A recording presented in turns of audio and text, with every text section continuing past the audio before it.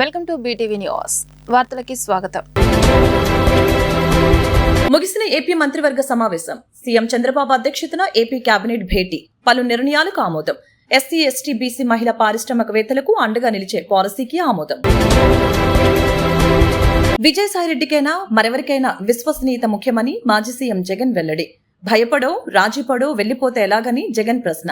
5 ఏళ్లు కష్టపడితే మన సమయం వస్తుందని వ్యాఖ్య. జగన్ ఓటమి పాలే ఏడాది కాలేదని, అప్పుడే భ్రమలో జీవిస్తున్నాడని టీడీపీ నేత బుద్దా వెంకన్న ఎద్దేవా. ప్రజలు జగన్ కి ఓటేస్తే అరుంధతి సినిమాలోని పశుపతికి ఓట్లు వేసినట్లేనని భావించారని వెల్లడి. 8 నెలల తర్వాత జగన్ నిద్రలేచి మాట్లాడుతూ ఉంటే దయ్యాలు వేదాలు వర్ణించినట్టుగా ఉందని విమర్శ. విజయవాడలో నిర్వహించే మ్యూజికల్ నైట్ కి ముఖ్యమంత్రి అయిన ఆయన పిఏలు ఫ్రీగా వద్దామనుకుంటే కుదరదని, టికెట్లు కొనాల్సిందేనని NTR trust managing trustee Nara Bhuvaneswari వెల్లడి. నిధుల సేకరణకి భారీ మ్యూజికల్ నైట్ నిర్వహిస్తున్న ఎన్టీఆర్ ట్రస్ట్ సీఎం చంద్రబాబు 6 లక్షలతో టికెట్ కొన్నాడన్న నారా భువనేశ్వరి. సీఎం చంద్రబాబు అధ్యక్షతన ఏపీ కేబినెట్ సమావేశం నిర్వహించడం జరిగింది. పలు నిర్ణయాలకు కేబినెట్ ఆమోదం తెలిపింది. ఎస్సీ, ఎస్టీ, బీసీ మహిళా పారిశ్రామికవేత్తలకు అండగా నిలిచే పాలసీకి ఆమోదం తెలిపింది. సీఎం చంద్రబాబు అధ్యక్షతన జరిగిన ఏపీ మంత్రివర్గ సమావేశం ముగిసింది. పలు నిర్ణయాలకి ఈ కేబినెట్ సమావేశంలో ఆమోదం లభించింది. ఎంఎస్ఎంఈ పాలసీలో మార్పులకి కేబినెట్ ఆమోదం తెలిపింది. ఎస్సీ, ఎస్టీ, బీసీ మహిళా పారిశ్రామికవేత్తలకు చేయూతనందించేలా ఈ పాలసీలో మార్పులు చేశారు. పారిశ్రామికవేత్తలకి అదనపు ప్రోత్సాహకాలు ఇచ్చేందుకు నిర్ణయించారు. విద్యుత్తో సహా పలు విభాగాల్లో పారిశ్రామికవేత్తలకి ప్రభుత్వం ప్రత్యేక రాయితీలు ఇవ్వనున్నారు. AP knowledge society capacity building 2025కి మంత్రివర్గం పచ్చజెండా ఊపింది. అదే సమయంలో సుమారు 45,000 కోట్ల పెట్టుబడులు కేబినెట్ సమితి తెలిపినట్లు తెలుస్తోంది. గతంలో పెండింగ్ లో ఉన్న నీరు, చెట్టు పనుల బిల్లులు చెల్లింపునకి ఆమోదం లభించినట్లు సమాచారం. ఇక మద్యం ధరలపైన పోలవరం నిర్వాసితులకి కొత్త ఇల్లు నిర్మించే అంశంపైన ఈ సమావేశంలో చర్చ జరిగింది.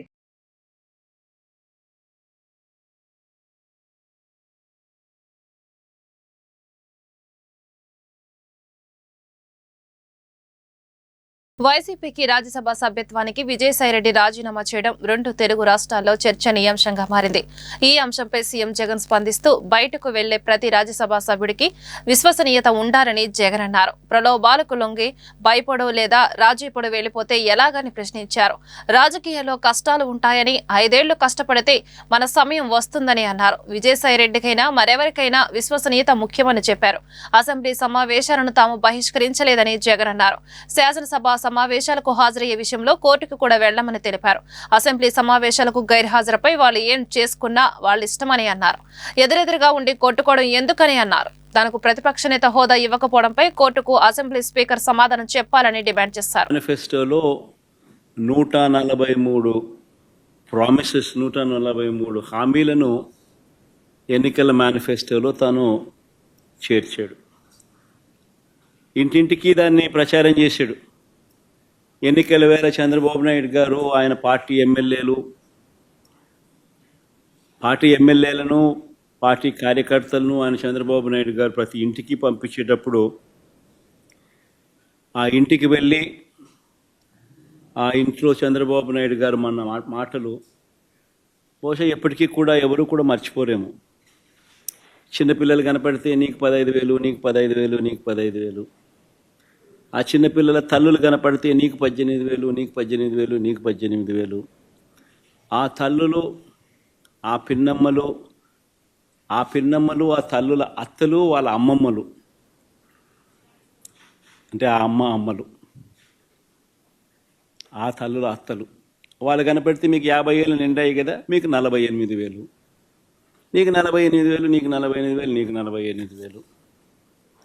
ఇంట్లో నుంచి 20 ఏళ్ళ పిల్లాడు బయటకు వస్తే నీకు 36,000, నీకు 36,000, నీకు 36,000. ఇంట్లో నుంచి రైతు కనిపిస్తే, కండువా వేసుకుని రైతు కనిపిస్తే నీకు 20,000, నీకు 20,000, నీకు 20,000.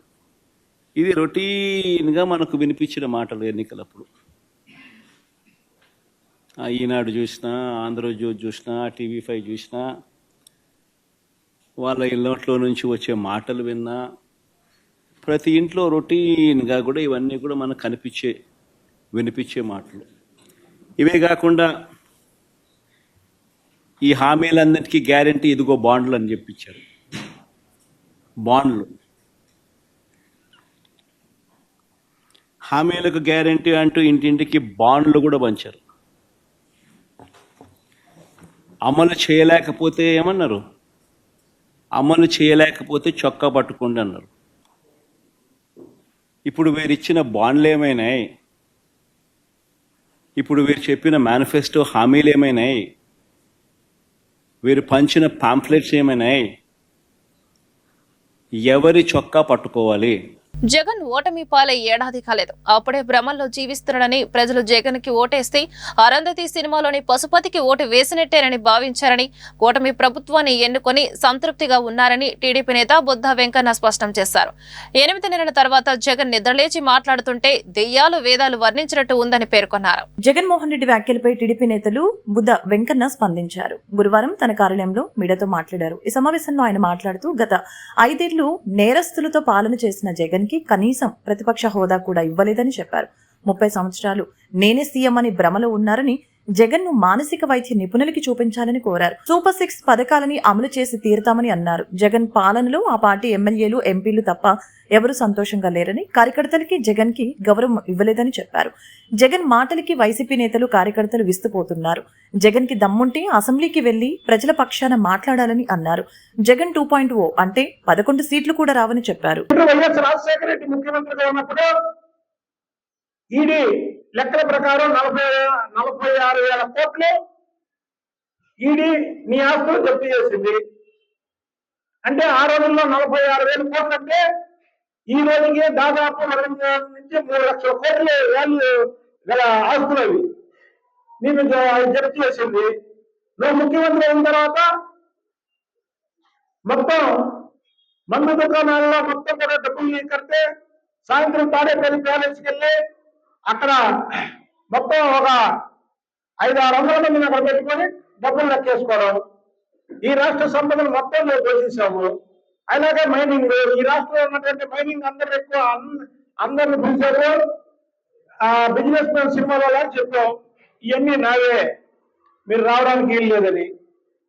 ఈ రాష్ట్రంలో నువ్వు ఏం మిగిల్చావని మేము పేద ప్రజలకు పంచాలా? పేద ప్రజలు పంచుతాం, సంపద సృష్టిస్తాం. సంపద సృష్టిస్తారు కాబట్టి చంద్రబాబు నాయుడు గారి మీద ఎటువంటి కేసులు లేవు. నువ్వు వాళ్ళు పట్టుకొని చంద్రబాబు నాయుడు గారు చేతులు పడ్డావా? నీ మీద 12 చీటింగ్ కేసులు ఉన్నాయి. భారతదేశంలో ఏ రాజకీయ పార్టీ నాయకుడి మీద 12 చీటింగ్ కేసులు లేవు. ఒక్క జగన్మోహన్ రెడ్డి మీదే ఉన్నాయి. విజయవాడలో నిర్వహించే మ్యూజికల్ నైట్ కు ముఖ్యమంత్రి అయినా ఆయన వెంట వచ్చే పీఏలు, భద్రతా సిబ్బంది ఎవరైనా టికెట్ కొనుగోలు చేస్తేనే లోనికి అనుమతి అని NTR trust managing trustee Nara Bhuvaneswari స్పష్టం చేశారు. ఫండ్ రైజింగ్ కోసం మ్యూజికల్ నైట్ కార్యక్రమం నిర్వహిస్తున్నామని, అందరూ సమాజానికి ఉపయోగపడే సేవా కార్యక్రమాలు చేయాలని సూచించారు. ఎన్టీఆర్ ట్రస్ట్ ఆధ్వర్యంలో విజయవాడలో నిర్వహించనున్న యుఫోరియా కార్యక్రమం వివరాలని ఆమె వెల్లడించారు. తమ కుటుంబ సభ్యులకి 6 లక్షలు వెచ్చించి చంద్రబాబు మ్యూజికల్ నైట్ టికెట్లు కొని టేబుల్ బుక్ చేశారని తెలిపారు. హెరిటేజ్ ట్రస్ట్ కోసం ఏదైనా చేస్తామంటే చంద్రబాబు అంత తేలిగ్గా ఒప్పుకోరని చెప్పారు. ఎవరి కాళ్ళ మీద వాళ్లే నిలబడాలి అనే రకం చంద్రబాబు అని పేర్కొన్నారు. అందుకే ట్రస్ట్ కార్యక్రమాల గురించి ఆయన్ను తానేమి అడగనని, అడిగినా వెంటనే అంగీకరించారని తెలిపారు. ఉప ముఖ్యమంత్రి పవన్ కళ్యాణ్ ను కూడా మ్యూజికల్ నైట్ ఈవెంట్ కి ఆహ్వానించామన్న భువనేశ్వరి ఆయన తప్పకుండా వస్తారని ఆకాంక్షించారు. సమాజమే దేవాలయం, ప్రజలే దేవుళ్లు అని ఎన్టీఆర్ నమ్మారని నారా భువనేశ్వరి తెలిపారు. ఎన్టీఆర్ స్ఫూర్తితో ట్రస్ట్ ఏర్పాటు చేసినట్లు చెప్పారు. రక్తదాన కార్యక్రమంలో పాల్గొనాలని, అది చాలా మంది జీవితాలను నిలబెడుతుందని చెప్పారు. రక్తదానం చేసిన వ్యక్తులు ఇతరుల జీవితాల్లో వెలుగులు నింపుతారు. ఫండ్ రైజింగ్ కోసం మ్యూజికల్ నైట్ కార్యక్రమం నిర్వహిస్తున్నాం. దీన్ని నిర్వహించుకునేందుకు తమన్ ముందుకొచ్చారు. అందుకు సమాజానికి ఉపయోగపడే సేవా కార్యక్రమాలు చేయాలి. మనం చేసిన మంచి పనులే మనతో ఉంటాయి అని నారా భువనేశ్వరి తెలిపారు. ఇంద్ర కీలాద్రిపై వీఐపీ దర్శనాలు చేయించి ఉద్యోగుల సొంత ఖాతాలో నగదు జమ చేసిన విషయంలో 5 ఉద్యోగులపై ఈవో చర్యలు తీసుకున్నారు. ఇటీవల తనిఖీల్లో ఒకరిని పట్టుకుని ఈవో పోలీసులకు ఫిర్యాదు చేశారు. అంతర్గత విచారణ జరిపి 2 శాశ్వత ఉద్యోగులను సస్పెండ్ చేశారు. మరో 3 ప్రైవేటు ఉద్యోగులను విధుల నుంచి తొలగించారు. ఈ ఘటనపై మరింత లోతుగా దర్యాప్తు జరిగి ఇంకొంతమందిని తొలగించే యోచనలో అధికారులు ఉన్నట్లు తెలుస్తోంది. తప్పు చేసిన వారిపై కఠిన చర్యలు తీసుకుంటామని ఈవో రామచంద్ర మోహన్ తెలిపారు. ఇందిరాగాంధీ మున్సిపల్ స్టేడియం స్టేడియం పక్కనే ఉన్న అతిపెద్ద వాటర్ ట్యాంక్ లీకేజీ కారణంగా సుమారు 5 డివిజన్ల ప్రజలకు కేవలం గంట మాత్రమే నీటి సరఫరా ఉంటుందని విజయవాడ తూర్పు ఎమ్మెల్యే గద్దె రామ్మోహన్ అన్నారు. సుమారు 20 రోజుల వ్యవధిలో లీకేజీ పనులు పూర్తి చేసి యథావిధిగా మంచినీటిని సరఫరా చేస్తామన్నారు. విజయవాడ తూర్పు నియోజకవర్గం ఇందిరాగాంధీ స్టేడియం పక్కనే ఉన్న వాటర్ ట్యాంక్ ని ఎమ్మెల్యే గద్దె రామ్మోహన్ రావు కార్పొరేటర్ చెన్నుపాటి ఉషారాణితో కలిసి పరిశీలించారు. ఈ సందర్భంగా విఎంసీ వాటర్ సెక్షన్ అధికారులు వాటర్ ట్యాంక్ లీకేజీకి అరికట్టేందుకు చేస్తున్న రిపేర్ పనుల్ని వివరాల్ని ఎమ్మెల్యే రామ్మోహన్ కు వివరించారు. అనంతరం ఎమ్మెల్యే గద్దె రామ్మోహన్ రావు మాట్లాడుతూ ఈ ఆవరణలో ఉన్న అతిపెద్ద వాటర్ ట్యాంకు సుమారు 40 సంవత్సరాల క్రితం నిర్మించిందని చెప్పారు. గత కొద్ది నెలల క్రితం వాటర్ ట్యాంక్ లీకేజ్ అవుతున్న విషయాన్ని సంబంధిత అధికారులు గమనించారని తెలియజేశారు. నీటి ఇబ్బందుల్ని డివిజన్ ప్రజలు కార్పొరేటర్ ద్వారా తమ దృష్టికి తీసుకుని వచ్చారని, దీంతో తానే స్వయంగా వచ్చి పరిశీలించడంతో పాటు జరుగుతున్న రిపేర్ పనులు కూడా పర్యవేక్షించామని అన్నారు. ఆధునిక టెక్నాలజీతో వాటర్ ట్యాంక్ రిపేర్ పనులు చేస్తున్నారని, సుమారు 20 రోజుల వ్యవధిలో పూర్తి స్థాయిలో వాటర్ ట్యాంక్ రిపేర్ పనులు పూర్తవుతాయని చెప్పారు. వాటర్ ట్యాంక్ రిపేర్ పనుల్ని డివిజన్ ప్రజలు అర్థం చేసుకోవాలని కోరారు. దాంట్లో లీకులు అవటం వల్ల ఆ లీకులను అరెస్ట్ చేయడానికి వాళ్ళు సుమారు 1 నెల సమయం కావాలని చెప్పి అధికారులు చెబుతూ ఉన్నారు. దీనివల్ల ఇప్పుడు 7వ డివిజన్ కానివ్వండి, లేకపోతే 8వ డివిజను, 19వ డివిజను, అదేవిధంగా సెంట్రల్ నియోజకవర్గంలో 24 సర్కిల్ 2లో 24వ డివిజను, ఈ 4 డివిజన్లు నీటి కోసం ఇబ్బంది పడే పరిస్థితి వచ్చిన సందర్భంలో 10 సంవత్సరాల నాడు కట్టిన ఆ ఓవర్ హెడ్ ట్యాంకు ద్వారా వాళ్ళకి నీళ్ళు వెళ్ళే మనుషులకి వీళ్ళకి నీళ్ళు వెళ్ళేదానికి కూడా 2 పూటలు అడ్జస్ట్మెంట్ చేసి పబ్లిక్కి వీలైనంత సౌకర్యంగా నీళ్ళు ఇవ్వాలని చెప్పి నిర్ణయం కూడా తీసుకున్నారు. ఇప్పుడు జనరల్గా 45 సంవత్సరాలు, 50 సంవత్సరాలు, 60 సంవత్సరాలు లైఫ్ ఉండే ఓవర్ హెడ్ ట్యాంకులకి లీకేజ్ రావటం సర్వసామాన్యమైన దాని లేటెస్ట్ యంత్రాలతో ఎక్కడా కూడా ఎవరికి ఇబ్బంది రాకుండా మరలా కొత్త ట్యాంక్ ఏ విధంగా పనిచేస్తో ఆ విధంగా పనిచేసేదానికి వీలుగా లేటెస్ట్ యంత్రాలు తీసుకొచ్చి, కెమికల్స్ తీసుకొచ్చి దాని ద్వారా పోషడానికి మొదలుపెట్టారు. ఇంకా వీలైన తొందరగానే దాన్ని ప్రజలకు అందుబాటు 1 నెల సమయం అడుగుతూ ఉన్నారు, కానీ వీలైన తొందరగానే ప్రజలకు సమస్యని అధికారులు 24 గంటల గిరిపురం వస్తుంది కదా, 24 గంటల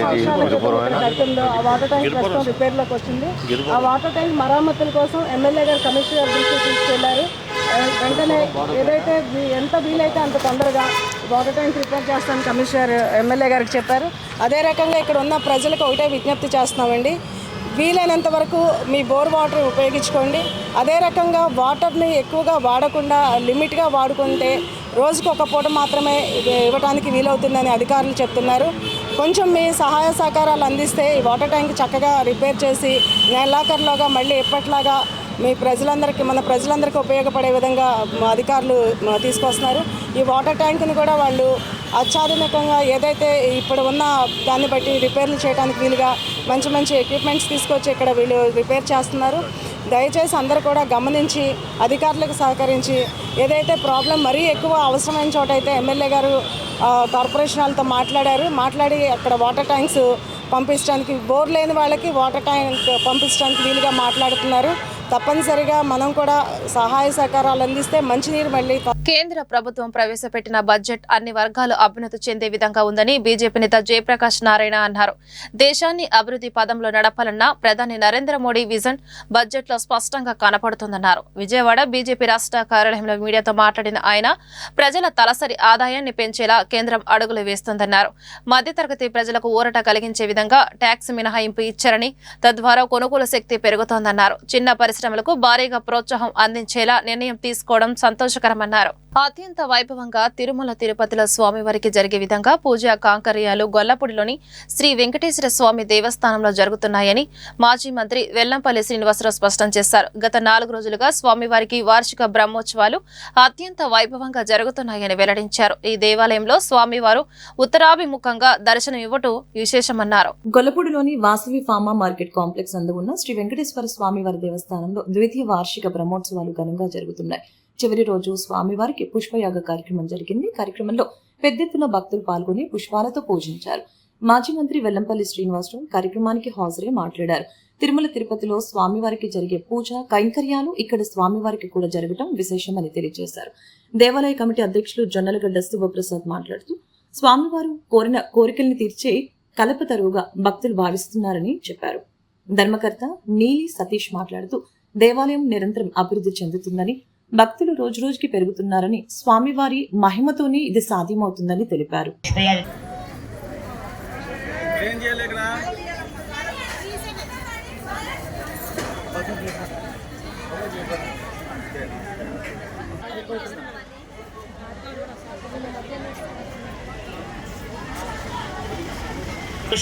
యమావహ జీవనం చ దిశో దశ.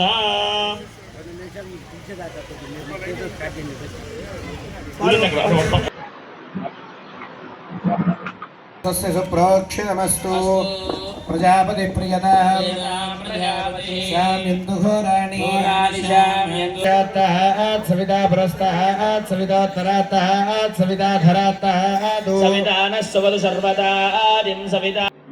వాసవి ఫార్మా కాంప్లెక్స్ లో శ్రీ వెంకటేశ్వర స్వామి యొక్క ద్వితీయ బ్రహ్మోత్సవాలు అంగరంగ వైభవంగా గత 4 రోజుల నుంచి కూడా వివిధ రకాల సేవలతో దేవుడికి చక్కటి కార్యక్రమాలు చేస్తూ ఈరోజు పూలంగి సేవ కూడా చేస్తున్నారు. ఈరోజు ఎందుకంటే ఇక్కడ మన ఏదైతే కలియుగ దైవం వెంకటేశ్వర స్వామికి ప్రతి ఒక్కళ్ళు కూడా తిరుమల తిరుపతి దేవస్థానంలో ఏ విధంగా పూజా కార్యక్రమాలు చేస్తున్నారో ఈ కమిటీ సభ్యులందరూ కూడా ఇక్కడున్న ప్రాంత వాసులందరికీ కూడా తిరుపతిలో చేసే విధంగా ఈ వెంకటేశ్వర కూడా అన్ని కార్యక్రమాలు చేసి భక్తులకు అందరికీ కూడా సౌకర్యం కల్పించాలని చెప్పి ఒక మంచి ఉద్దేశంతో, అదేవిధంగా ఉత్తర ముఖంగా ఉన్న వ్యక్తి వెంకటేశ్వర స్వామి వారు, ఆ కలియుగ స్వామి వెంకటేశ్వర స్వామి వారి ఆశీస్సులతో ప్రతి ఒక్కళ్ళు కూడా సుఖ సంతోషాలతో ఉండాలని మనస్ఫూర్తిగా కోరుకున్నాను. అదేవిధంగా ఈ వాసవి కాంప్లెక్స్ వారు కూడా చాలా భక్తి శ్రద్ధలతో ప్రతి ఒక్కళ్ళు కూడా ఈ 4 రోజులు కూడా కుటుంబ సమేతంగా వచ్చి స్వామివారి యొక్క సేవకి వాళ్ళందరూ అంకితం కావడం చాలా సంతోషంగా ఉంది. ప్రతి ఒక్కళ్ళు వచ్చి స్వామివారి యొక్క దర్శనం చేసుకొని వాళ్ళు చక్కటి మంచి పొందుతారని, చక్కగా అభివృద్ధి చెందుతారని మనసు. దేవత నాగేశ్వరరావు, ఈ దేవాలయ ప్రధాన కార్యదర్శిని. శ్రీ వెంకటేశ్వర స్వామివారి దేవాలయము వాసవి ఫార్మా మార్కెట్ కాంప్లెక్స్ లో ఉత్తరముఖంగా వేయించేసి ఉండటం అనేది ఈ టెంపుల్ యొక్క ప్రత్యేకత. అన్ని గుళ్ళల్లో ఉత్తరముఖం కాకుండా వేరే ముఖంగా ఉంటారు. ఇక్కడ దేవాలయంలో ఉత్తరముఖంగా ఉంటారు. ఉత్తరముఖంగా ఉండటం అనేది మనం చూస్తున్నాం. ముక్కోట ఏకాదశి రోజు ప్రత్యేకంగా స్వామివారి దర్శనం ఉత్తరముఖంగానే చేయించడం జరుగుతుంది మామూలుగా. కానీ ఇక్కడ వచ్చేసరికి 360 రోజులు ఉత్తరముఖంగా ఉంటారు కాబట్టి మేము ఉత్తర విగ్రహాలతో పని లేకుండా మూల విరాట్తోనే మామూలుగా దర్శనం చేయించడం జరుగుతుంది.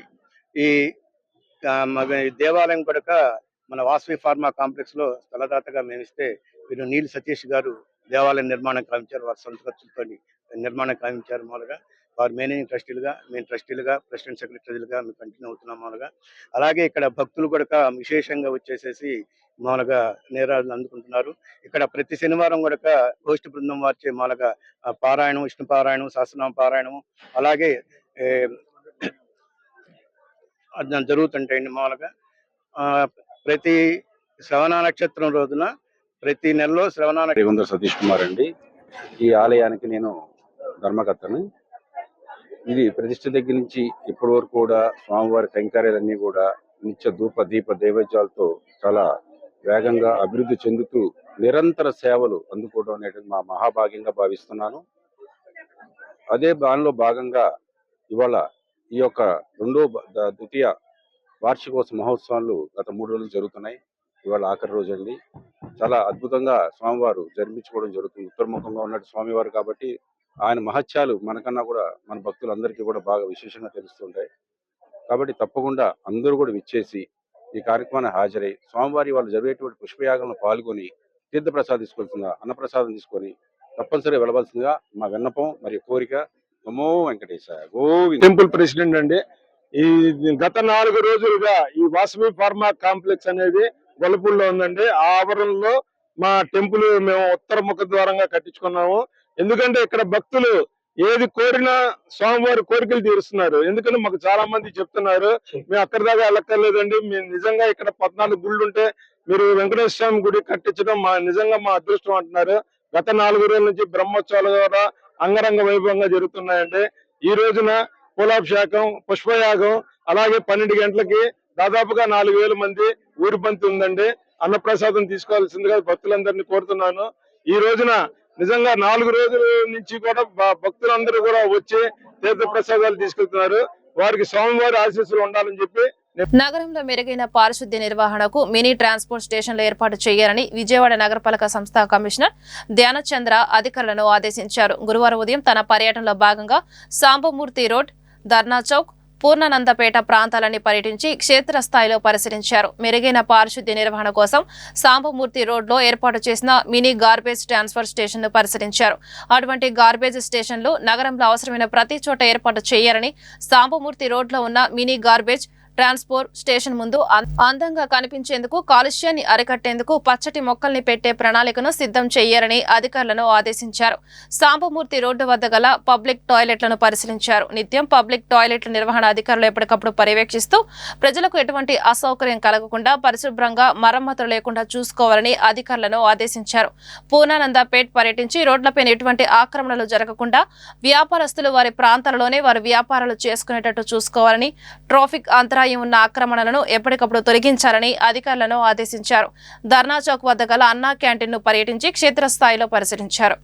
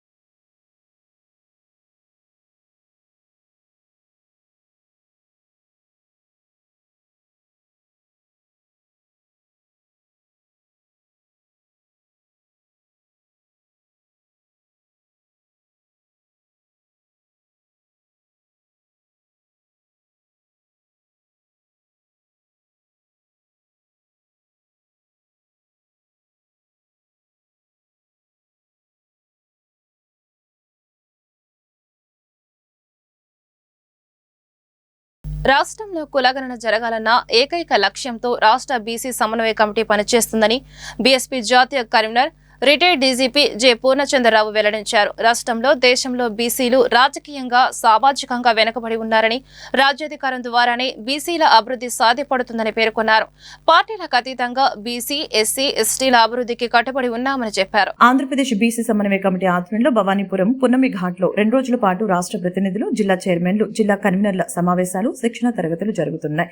కార్యక్రమంలో బీఎస్పీ జాతీయ కన్వీనర్ జె పూర్ణచంద్రరావు, రాష్ట్ర బీసీ సమన్వయ కమిటీ చైర్మన్ అంగడాల పూర్ణచంద్రరావు, రాష్ట్ర convener BC Ramana, BC senior నాయకులు విఆర్ నారగోని, బీఎస్పీ రాష్ట్ర అధ్యక్షులు పరంజ్యోతి తదితరులు పాల్గొని మాట్లాడారు. రాష్ట్రంలో రాజకీయ పార్టీలు కులగణనని అడ్డుకుంటున్నాయని చెప్పారు. కులగణన జరగటం ద్వారా రాష్ట్రంలో బీసీల బలం ఎంతో తెలుస్తుందని తెలిపారు. బీసీలు రాజ్యాధికారం సాధించడం కోసం ఉద్యమించాలని అన్నారు. రాజ్యాధికార సాధన ద్వారానే బీసీలో అభివృద్ధి సాధ్యమవుతుందని తెలిపారు. కార్యక్రమంలో బీసీ సమన్వయ కమిటీ జిల్లా చైర్మన్లు, రాష్ట్ర కమిటీ సభ్యులు తదితరులు పాల్గొన్నారు.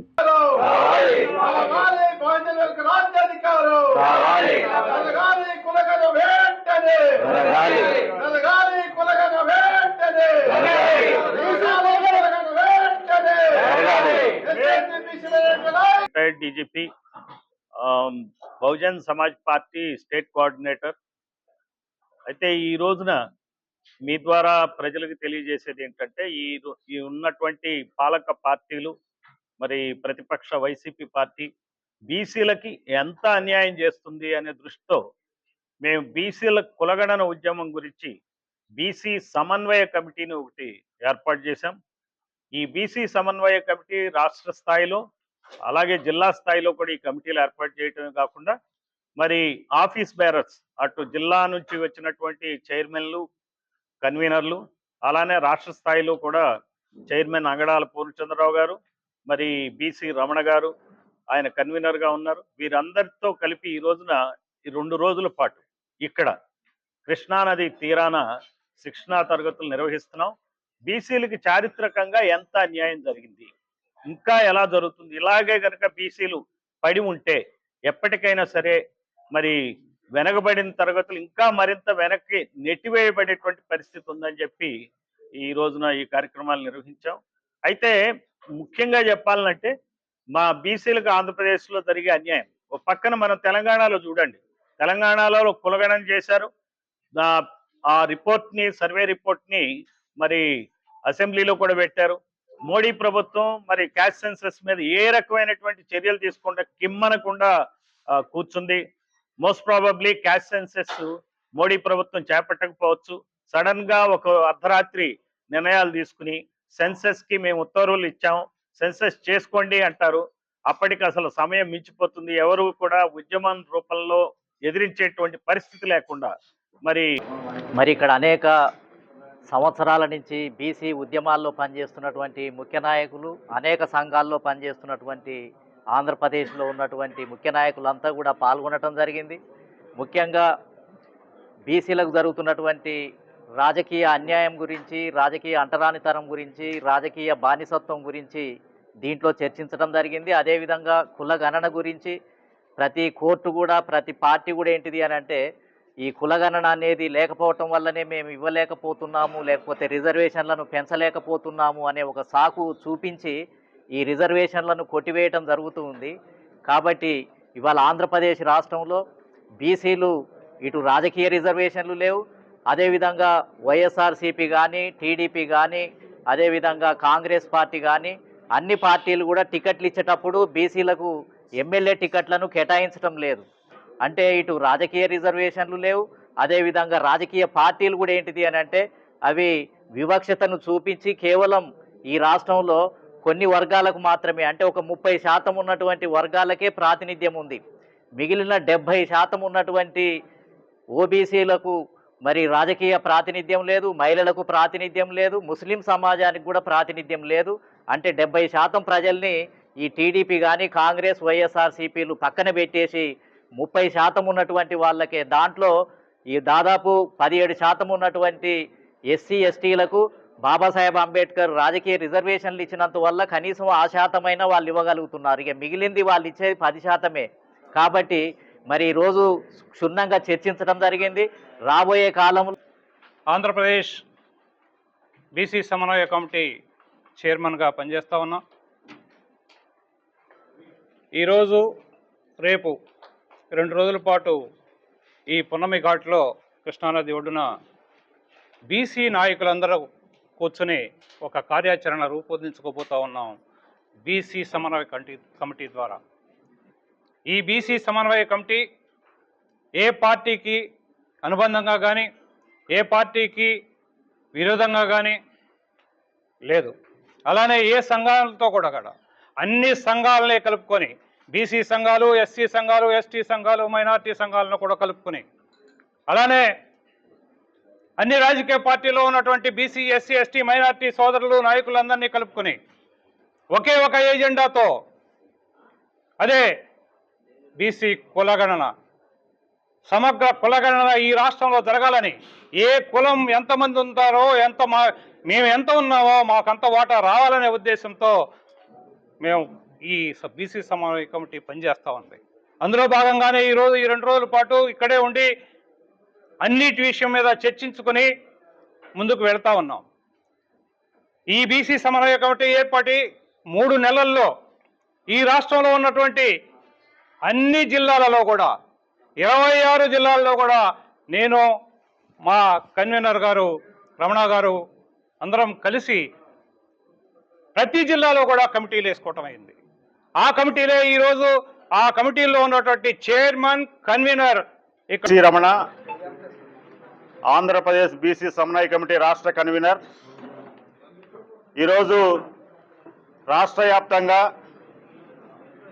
ముఖ్యంగా ఆంధ్రప్రదేశ్ రాష్ట్రంలో దేశవ్యాప్తంగా ఎదురు చూస్తున్నటువంటి బీసీ కులగణన ఆంధ్రప్రదేశ్ రాష్ట్రంలో చేయాలని ఒక కార్యాచరణతో ఈరోజు రాష్ట్ర వ్యాప్తంగా ముఖ్య ప్రతినిధులందరితో కూడా ఇక్కడ సమావేశం కావడం జరిగింది.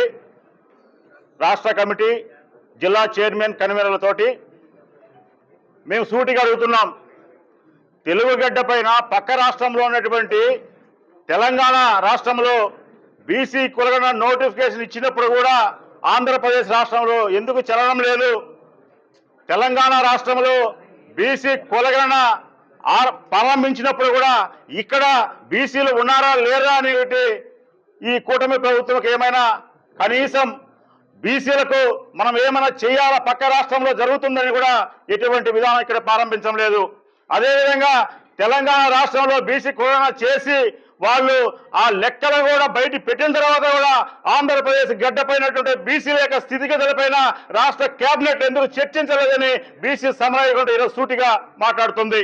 పక్కన తెలంగాణ రాష్ట్రంలో బీసీ కులగణన పైన అసెంబ్లీలో చర్చ జరుగుతున్నా కూడా ఇక్కడ ఉండేటువంటి ముఖ్యమంత్రి కానీ, ఉప ముఖ్యమంత్రి కానీ, మంత్రులు కానీ, బీసీ ఎమ్మెల్యేలు కానీ ఎందుకు స్పందించడం లేదని బీసీ సమన్వయ ఆటోమేటిక్ టెస్టింగ్ స్టేషన్ ను ఆంధ్రప్రదేశ్ రాష్ట్రంలో పెట్టాలని ప్రభుత్వం చూస్తుందని, దాన్ని రద్దు చేయాలని ఏటీఎస్ పై కమిటీ ఏర్పాటు చేసి లారీ యజమానులను సంప్రదించి తగు నిర్ణయం తీసుకోవాలని ది ఆంధ్రప్రదేశ్ రాష్ట్ర టిప్పర్స్ ఓనర్స్ అసోసియేషన్ రాష్ట్ర అధ్యక్ష ప్రధాన కార్యదర్శి వి నరేంద్ర ఫణీలు అన్నారు. ఏటీఎస్ ప్రైవేటీకరణ వలన ప్రమాదాలకు, ఆక్రమాలకు తావు ఉందని, కొన్ని రాష్ట్రాలలో ఏటీఎస్ ప్రైవేటు వారికి ఇచ్చినందువలన అవకతవకలు జరిగాయని, వాటిని ఇప్పుడు ఎత్తివేస్తారని, మరలా మన రాష్ట్రంలో పెట్టడానికి చూస్తున్నారని, కావున వారిని అంగీకరించకూడదని అన్నారు. ఒకవేళ ప్రభుత్వమే ఏటీఎస్ ను నిర్వహిస్తే జిల్లాకు ఒక ఏటీఎస్ కాకుండా ప్రతి జోన్కి ఒక ఏటీఎస్ ఏర్పాటు చేయాలని అన్నారు. టిప్పర్స్ లారీ ఓనర్స్ తమ బాధను వెళ్లబుచ్చుతూ గాంధీనగర్ ప్రెస్ క్లబ్ నందు గురువారం విలేకరుల సమావేశం ఏర్పాటు చేశారు. ఈ సందర్భంగా వారు మాట్లాడుతూ మైనింగ్ కి సంబంధించిన ప్రభుత్వం నిర్ణయించిన ధరలు అన్ని ఇసుక మరియు ఇతర మైనింగ్ క్వారీలలో అమలు చేయాలని, ఈ విధమైన చర్యలు ప్రభుత్వం తీసుకోవాలని తెలియజేశారు. ముఖ్యంగా రాష్ట్ర వ్యాప్తంగా ఉన్న క్వారీల్లో లోకల్, నాన్ లోకల్ విధానాన్ని రద్దు చేయాలని, అన్ని ఇసుక క్వారీలు మరియు క్లస్టర్లో ప్రతి టిప్పుకి ధర కల్పించేలాగా మైనింగ్ బిల్లులు ఇవ్వాలని తెలియజేశారు. ప్రభుత్వం గ్రీన్ ట్యాక్స్ విధానాన్ని కూటమి ప్రభుత్వం ఏర్పాటైన 90 రోజుల్లో తగ్గిస్తామని చెప్పి హామీ ఇచ్చారని, ఇప్పటివరకు ఆ హామీని నెరవేర్చలేదని తెలియజేశారు.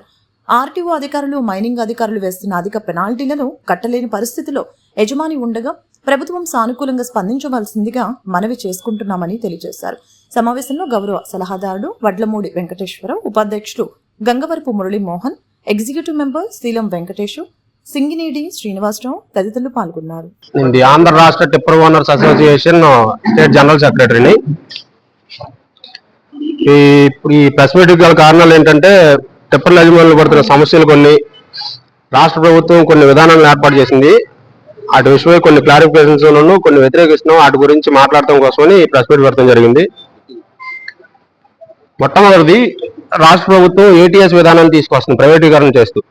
ఏటీఎస్ అంటే ఆటోమేటిక్ టెస్టింగ్ సెంటర్లో, స్టేషన్లో ఫిట్నెస్కి సంబంధించి ప్రతి జిల్లాలో ఆర్టీఓ జోన్లు అనేవి 2 నుంచి 3, ఒక జిల్లా విస్తీర్ణాన్ని బట్టి కొన్ని చోట్ల 4 కూడా ఉన్నాయి. కానీ జిల్లా మొత్తానికి ఒకటే ఏటీఎస్ సెంటర్ని పెట్టి ఇబ్బందులకు గురి చేస్తానికి ప్రయత్నాలు మొదలైనవి ఆల్రెడీ ప్రైవేటీకరణ చేయడానికి. ఈ ఫిట్నెస్ అనేది ఎప్పుడు కూడా ప్రభుత్వ ఆధీనంలోనే ఉండాలి, కానీ అది ఇప్పుడు ప్రైవేటీకరణ చేస్తుంది. ప్లస్ అది ఒకటి ఒక్కచోటే పడటం వల్ల జిల్లాలో మారుమూలలో ఉన్న లారీ యజమానులు కూడా ఆ సెంటర్కి రావాలంటే చాలా ఖర్చుతో కూడిన పని. ఆ విధానాన్ని ఒకటి వ్యతిరేకిస్తూ ప్రభుత్వం ఒక కమిటీని వేసి లారీ యజమానులు కూడా సంప్రదించి ఏటీఎస్ విధానం మీద ఒక నిర్ణయం తీసుకుంటే బాగుంటుందని చెప్పి నా ఉద్దేశం అండి. ఏపీఎండిసి విత్ మైనింగ్ వాళ్ళతో లింకప్ చేసిన తర్వాత కిరాయాలన్నీ పడుతున్నాయి, కరెక్ట్గా జరుగుతున్న దాన్ని ఒక 20 రోజులే రన్నింగ్ చేశారు. దీన్ని ఆ పాలసీ కరెక్ట్గా రన్నింగ్ జరుగుతుంది. మరి ఎందుకని గవర్నమెంట్ మళ్ళీ ఇంకో టెండర్ విధానం తీసుకొచ్చి, ఈ టెండర్ విధానంలో ఫస్ట్ కోరి కొంతమంది ప్రజాప్రతినిధుల చేతుల్లో గెలిపినాయండి. ఎన్టీఆర్ జిల్లా కానీ లేకపోతే కృష్ణా జిల్లా కానీ త్రూఅవుట్ స్టేట్ మొత్తం ప్రజాప్రతినిధుల చేతిలో గెలిపని వాళ్ళు లారీలు అయితే కొనుక్కున్నారండి.